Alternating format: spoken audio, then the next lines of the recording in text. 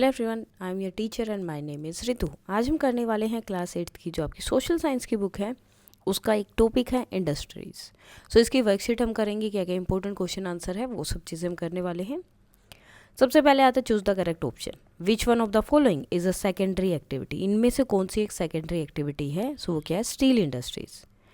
Major industrial region are located near, किसके पास है वो? सी पोर्ट्स के पास। Which one of the following is the major steel producing centre in India? कौन सा है? Bhilai.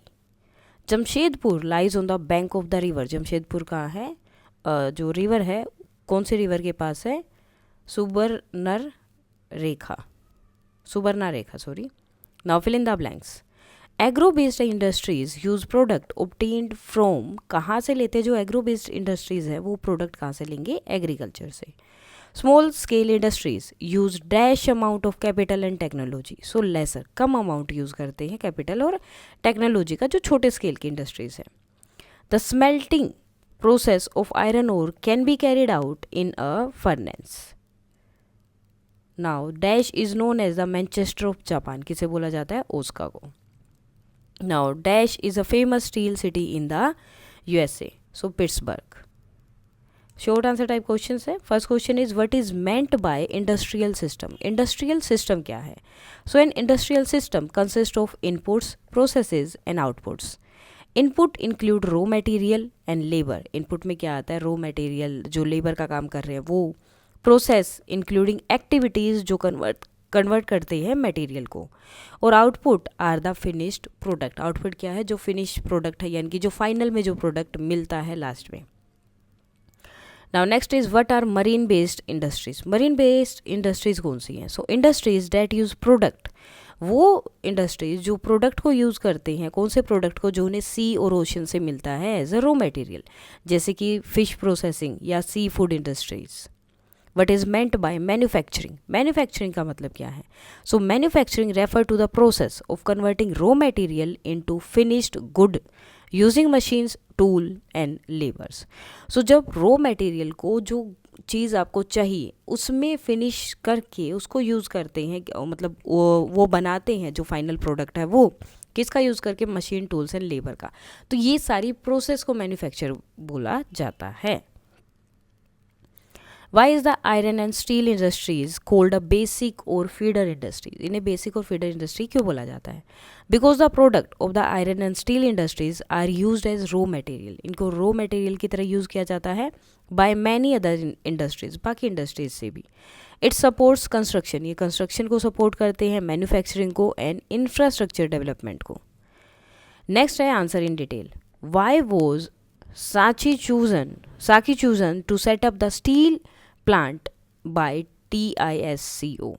So Saki was chosen to set up the steel plant for several reasons. First, this place was only 32 kilometer away from Kalimati station, जो कि Bengal Nagpur railway line पर है, उससे सिर्फ 32 kilometre, यानी कि जो भी चीज़ें आएंगी, मटेरियल उनका आएगा, वो ईजिली उनके पास पहुंच सकता है।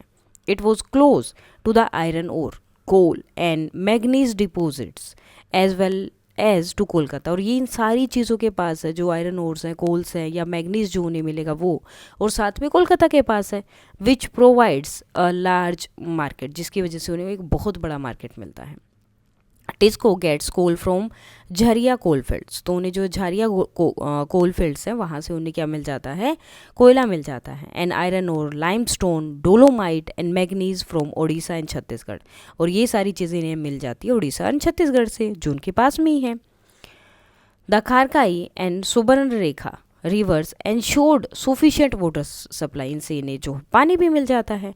Government initiative provides adequate capital for its later development, और साथ में जो गवर्नमेंट के इनिशिएटिव है उनसे इन्हें कैपिटल भी मिल जाएगा, जिससे कि वो आगे बाद में डेवलपमेंट कर पाए। नेक्स्ट है describe briefly the classification of industries on the basis of size, size के बेस पर। So based on size industries can be classified into small scale and large scale industries. Cotton और household industries are a type of small scale industry, छोटे scale की industries होती हैं। Where the product are manufactured by hand by the artisan, जिसमें product जो है हाथ से बनाए जाते हैं, आर्टिशियन उसे बनाती हैं. Basket weaving, pottery and other handicrafts are example of cottage industries. Small scale industries use lesser amount of capital, वो कम अमाउंट का जो है कैपिटल यूज़ करते हैं और technology as compare to large scale industries. जो कि लार्ज स्केल इंडस्ट्रीज है उनके कंपेयर में कम कैपिटल यानी कि पैसे और टेक्नोलॉजी यूज़ करते हैं.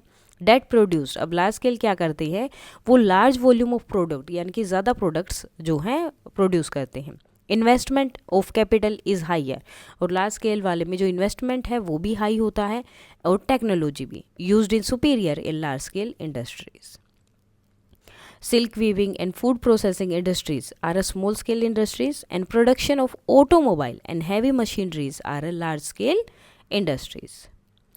Describe briefly the classification of industries on the basis of ownership. Ownership में किस तरह से अलग अलग डिवाइड किया जा सकता है.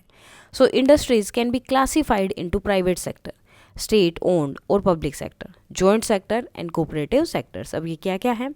प्राइवेट सेक्टर इंडस्ट्रीज क्या हैं, are owned and operate by individual और अ ग्रुप ऑफ इंडिविजुअल्स, मतलब अकेले अकेले सब अपनी बनाती है या कोई ग्रुप बना के वो उसको चलाते हैं. पब्लिक सेक्टर इंडस्ट्रीज क्या हैं, are owned and operated by the government, ये गवर्नमेंट ऑपरेट करती है, such as Hindustan aeronautic limited and steel authority of India limited. तो ये क्या है जो गवर्नमेंट के द्वारा ऑपरेट की जाती हैं. Joint sector industries are owned and operated by state and individual, state और इंडिविजुअल दोनों मिलकर उस चीज़ को जो है चलाते हैं, और a group of individuals. Maruti Udyog limited is an example of joint sector industries. Cooperative sector, अब cooperative sector industries are owned and operated by producer और सप्लायर्स ऑफ रॉ मटेरियल. तो दोनों होते हैं, प्रोड्यूसर और सप्लायर होते हैं, दोनों वो उसको हैंडल कर रहे हैं. वर्कर्स और बोथ, वर्कर भी हैं या दोनों एक साथ काम करेंगे. For example Anand milk united limited and Sudha dairy. Anand milk यानी कि ये जो अमूल है वो, और Sudha dairy. Give example of industries region in India in the world. So eastern north America, western and central Europe, center eastern Europe and eastern Asia are the world largest industrial region. सबसे बड़े जो industrial region ये है. The Mumbai Pune cluster, Bangalore Tamil Nadu area, Hooghly reason, Ahmedabad Vadodara region, Chota Nagpur industries belt, Visakhapatnam Guntur belt, Gurgaon Delhi Meerut region, and the Kollam Thiruvananthapuram industrial cluster are the important industrial region in India. तो ये जो है सारे रीजन्स यहाँ बताए गए कि दुनिया में कौन से हैं, एंड देन उसके बाद में जो इंडिया में है उन सब के नाम यहाँ पर बताए गए हैं जो इम्पोर्टेंट इंडस्ट्रियल जगह हैं, रीजन है इंडिया के अंदर. सो इसके साथ ही आपकी ये वर्कशीट कंप्लीट हो जाती है. कोई डाउट है तो आप बता सकते हैं. Please like share and subscribe. Thank you.